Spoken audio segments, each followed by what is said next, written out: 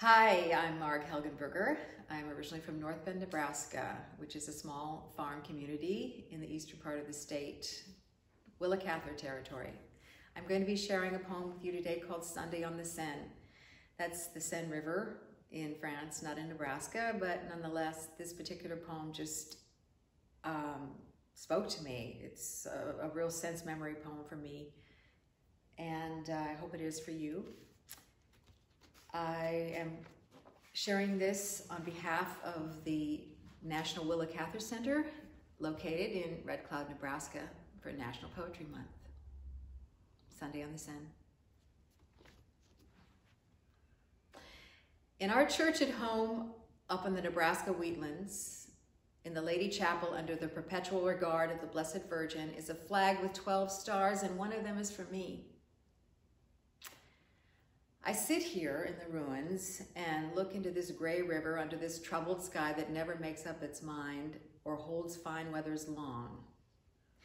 Its bright sun at home, all the fields are yellow.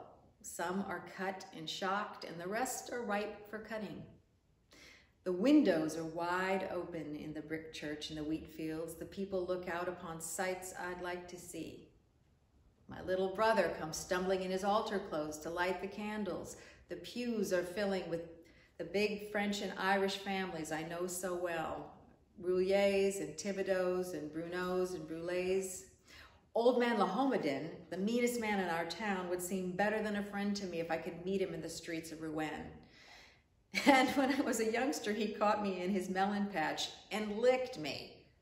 That night, I went back and smashed a lot of his melons for spite. I was sorry and told Father Fradine.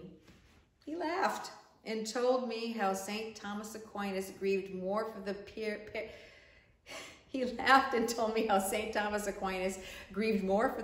he had stolen from a neighbor's garden than for all the sins of his flocks or even his heresies. I'd like to be at home to see old Barbara Lally. She came to church once in a wheelchair, hasn't stood on her feet for 20 years. But they write me now that she rises when the choir sings the Star-Spangled Banner at the end of Mass. Not by a miracle either. Has two little grandsons, Huey and Dan, each put a shoulder under her armpits, and she stands wobbling her hands and looking warlike. There are plenty of churches here, fine ones. One in Rouen is just a front of slim columns, all white marble with pointed arches high up in the shadows, and rose windows that glow up in the dusk like the Sacred Heart of Jesus. There's a fine tomb there to Richard the Lionhearted. His statue lies on top in his crusader's armor. He looks courageous and disappointed, as if he might have been alive yesterday, as if he might have been defeated in the first battle of the Marne and gone back to that tomb, and he lingers. I would like to have fought with him anywhere. But today, I would rather be in our church at home than in this church at Rouen with its front of slim arches and its tomb where Richard the Lionhearted sleeps. In our church at home, up in the Nebraska wheatlands, in the Lady Chapel, in the soft candlelight,